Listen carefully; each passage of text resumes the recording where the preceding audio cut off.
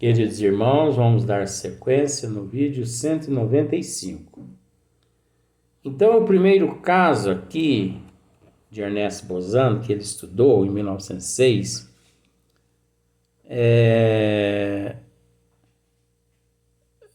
tem um nome aqui que eu não vou conseguir pronunciar, tá? É o nome assim, ó. É assim, ó. Caso 1. Na vida do rei, tá? Eu não vou pronunciar o nome porque é o nome, pelo amor de Deus, isso é russo. Só pode ser. Fervoroso propagandista evangélico. Acho que não é rei, não. Vai ser um reverendo. É reverendo. Ah, fui salvo. Porque quando eu li propagandista evangélico, tem que ser um reverendo. Não é verdade? Não é rei, não. Na vida do reverendo, fervoroso propagandista evangélico nos Estados Unidos, escrita por seu filho, página 485, encontra-se a seguinte narrativa dos seus últimos momentos. Quando falo em último momento, eu acho uma delícia. Eu até penso que é o meu. Mas não vou. Eu tô igualzinho corpo seco aqui na terra. Não saio desse corpo. Ouviram-no de repente murmurar. Ó. De repente as pessoas ouviram ele murmurar. A terra afasta-se. O céu abre-se diante de mim. Passei os seus últimos limites. Não me chameis outra vez. Tudo isso é belo. Dir-se-ia uma visão de êxtase. Se isto é a morte, como é suave. Seu rosto reanimou-se e, com uma expressão de alegre enlevo, esse reverendo, ele diz: veja as crianças. Fazia alusão a 2 dos seus netos que tinham morrido. Depois, voltando-se para sua mulher, disse-lhe: tu foste sempre uma boa companheira para mim. Depois dessas palavras, perdeu o sentido. Mas você observa que ele, antes de perder o sentido, ele viu 2 dos teus netos que já havia, pirulitado, já havia desencarnado. Então, é aquele momento. Agora, isso é relativo. Cada caso é um caso. Eu vou repetir essa frase. Não existe 2 desencarnes iguais nos universos e nas dimensões que não tem começo nem fim. E nem 2 reencarnações. Então, aqui são casos que aconteceram com estas pessoas. Agora, pode ser que aconteça com você de uma outra forma, assim, asfixiante, você entendeu? Vai lhe faltar o ar e você não vai morrer. É brincadeira. Ai, gente, eu sou assim mesmo, sabe por quê? Eu convivo tanto com isso que eu gostaria que as pessoas também fossem como eu sou, mas tudo bem. Mas por isso que às vezes eu brinco desse jeito, mas não é abusando, debochando, não. É por eu lidar. Também, gente, 35 anos nessa doutrina espírita, pelo amor de Deus, se eu não souber alguma coisinha, eu posso largar a mão disso, não é verdade? Que isso? Então, o segundo caso, também eu vou tratar assim, o senhor Alfredo, porque é um nome complicado também. O senhor Alfredo, na página 50 e 51 da sua obra, Some Reminiscences, conta do seguinte modo os últimos momentos de sua mulher. Danado, vai contar da mulher dele agora.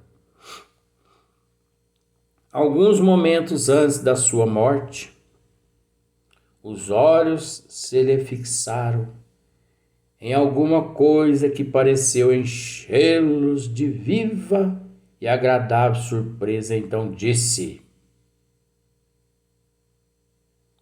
Como? Estão aqui minha irmã Carlota, minha mãe, meu pai, meu irmão João, minha irmã Maria. Agora trazem-me também um outro nome aqui, Bessie,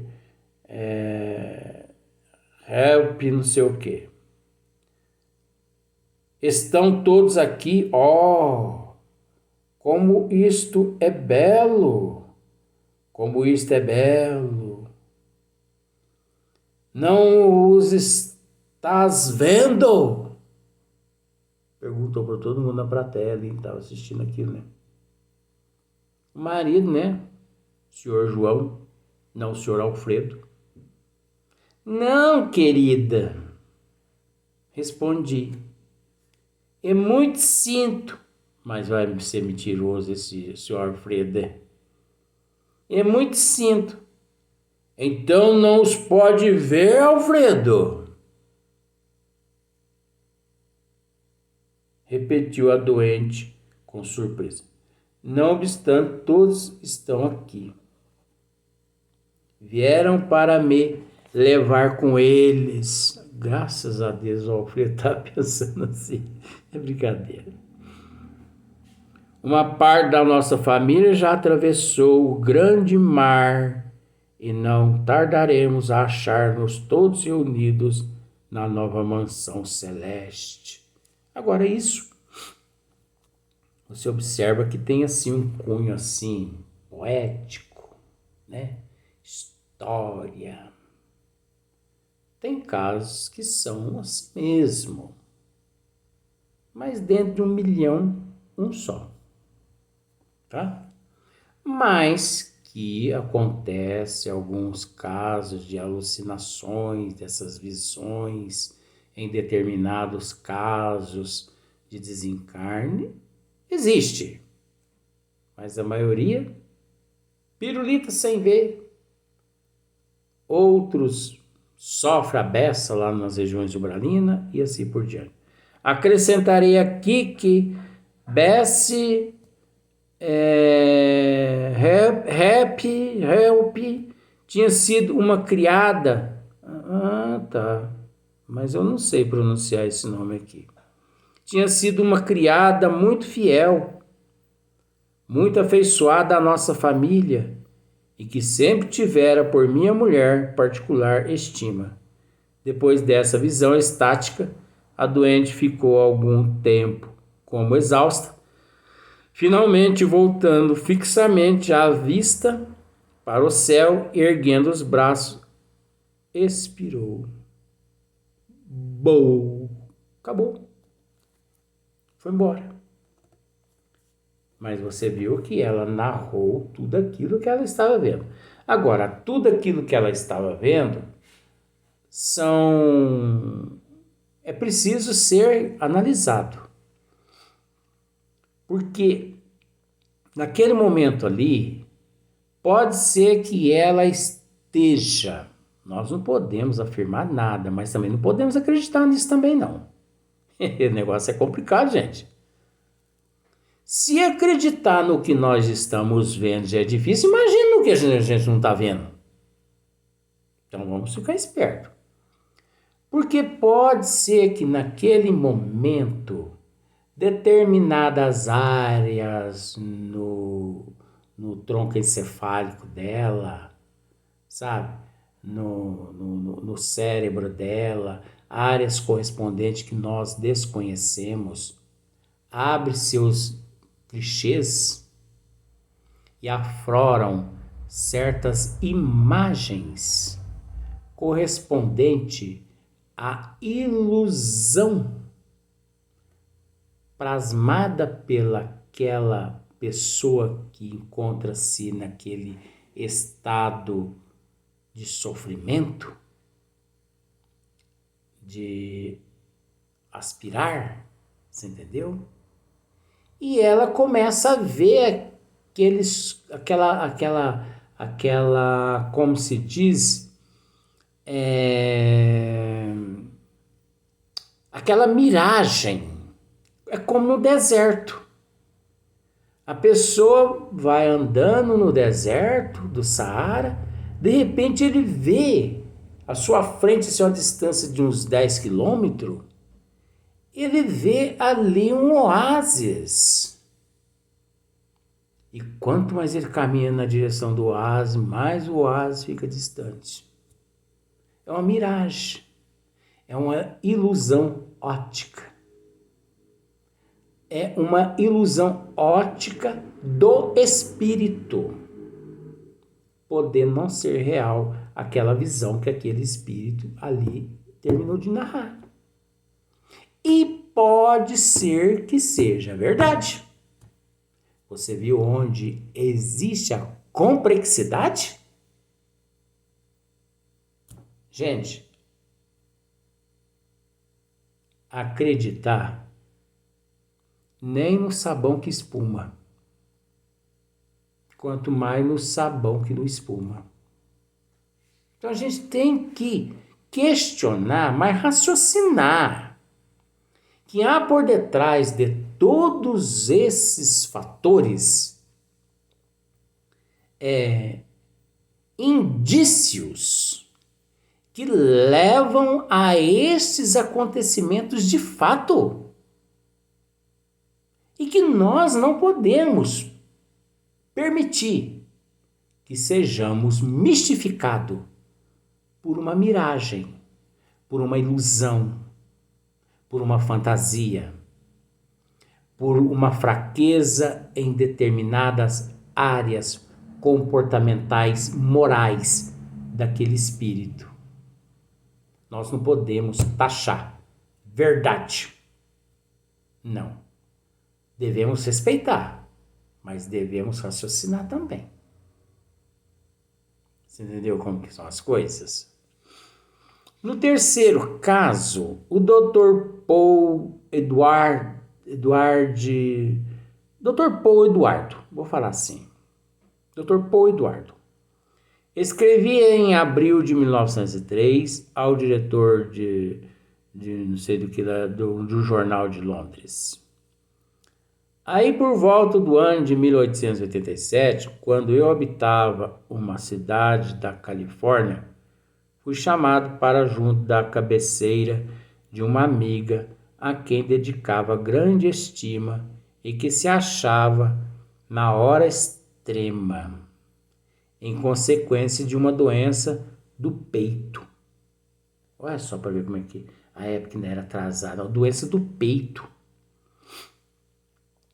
Agora tem tanto tipo de doença do peito, né? Podia ser um câncer de mama, podia ser um problema pulmonar, podia ser um problema coronário, problema de coração, um problema de pâncreas, né? Tudo problema de peito.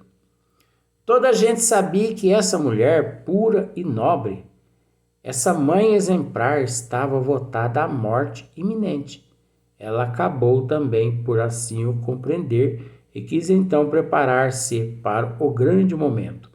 Tendo mandado vir os filhos para junto do leito, beijava ora um, ora outro, mandando-os depois retirar. O marido aproximou-se por último para dar-lhes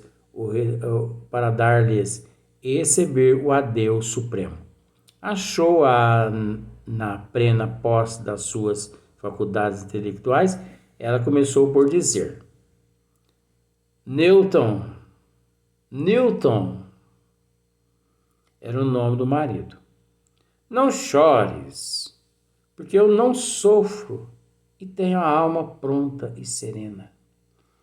Amei-te na terra, continuarei a amar-te depois de partir. Deus que me livre. É brincadeira. Quem está preparado para isso, que continue, né? É meu intento vir até ti, se me for possível. Se não puder, velarei do céu por ti, por meus filhos, esperando a tua vinda. Agora, o meu mais vivo desejo é ir-me embora. Engraçado que o meu também. Não é só dela, não. Avista algumas sombras que se agitam em volta de nós, todas vestidas de branco. Ouço uma melodia deliciosa. É aqui que nós temos que ficar atento, viu, gente? Nós vamos comentar a respeito de um item aqui que eu já captei. Oh, aí está a minha Sadi. Aí está perto de mim e sabe perfeitamente quem eu sou. Sadi era uma filhinha que ela perdera havia 10 anos. Sissi, disse-lhe o marido, minha Sissi, não vês que estás sonhando?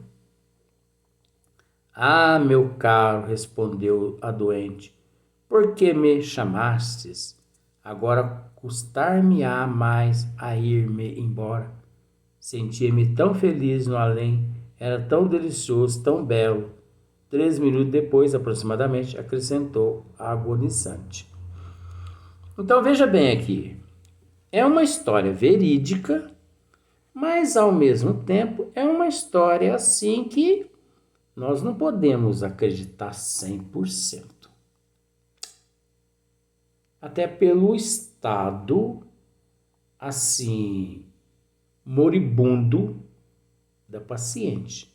Aquele estado de claro escuro, de incerteza, aquele estado de perturbação.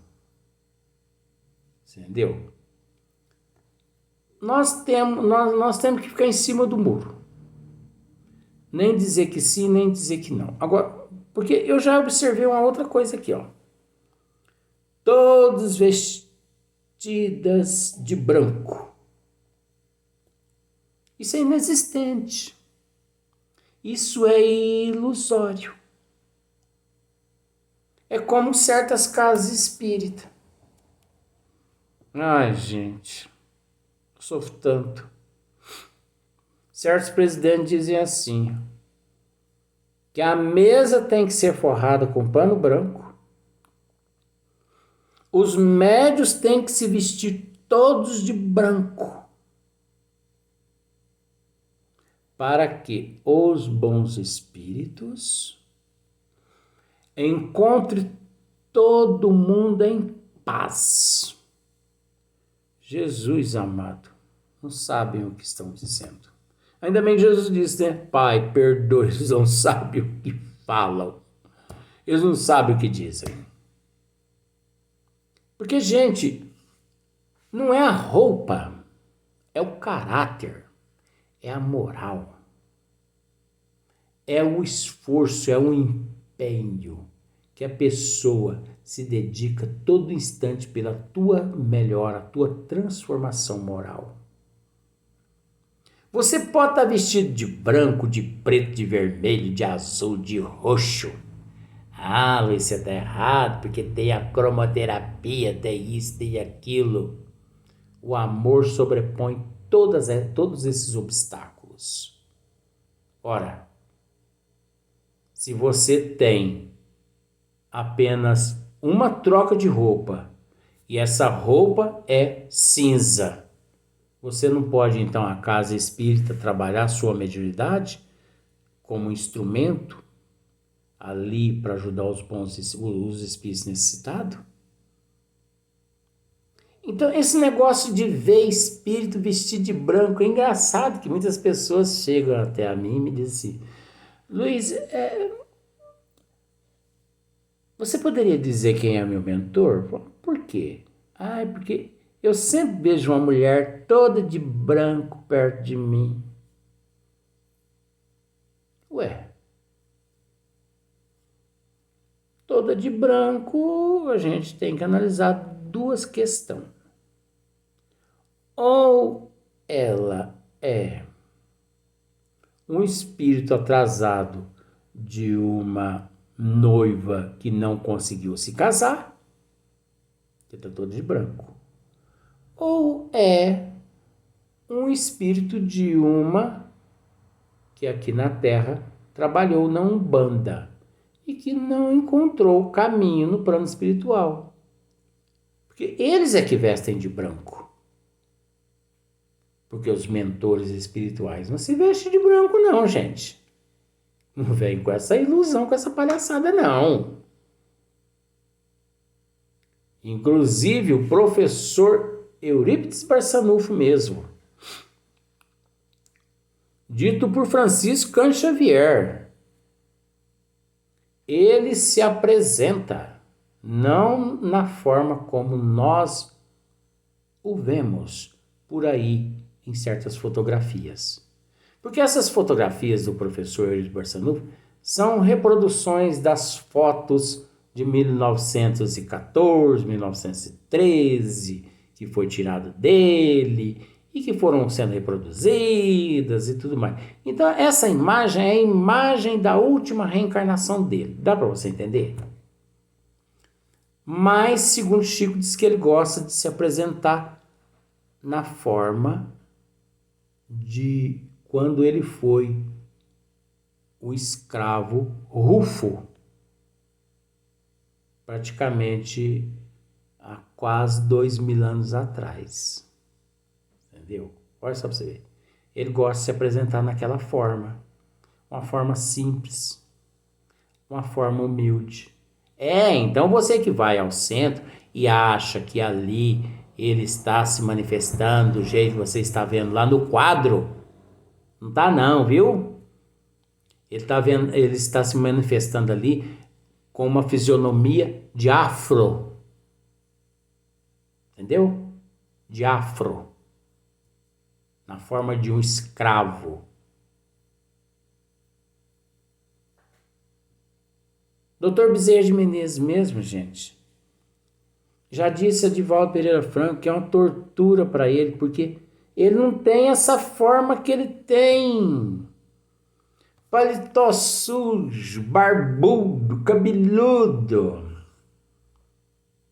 Mas se ele se apresenta barba feita, bigode feito, uma camiseta social, ele não precisa disso, mas vamos pôr uma camiseta social. Bezerra de Menezes, do irmão de sempre Bezerra de Menezes. Os médios ali vidente, mistificador. Foi Bezerra de Menezes não, viu? Mas por que não foi? Bezerra de Menezes é barbudo, é cabeludo, paletó sujo e pronto. Os médios querem fazer com que prevaleça a vontade deles. E não, gente, prevalece a vontade dos bons espíritos, não é a vontade de nós, médios insignificantes ali no corpo físico, não, sabe? Nós temos que raciocinar um pouquinho, tá bom? Então vamos para o próximo vídeo.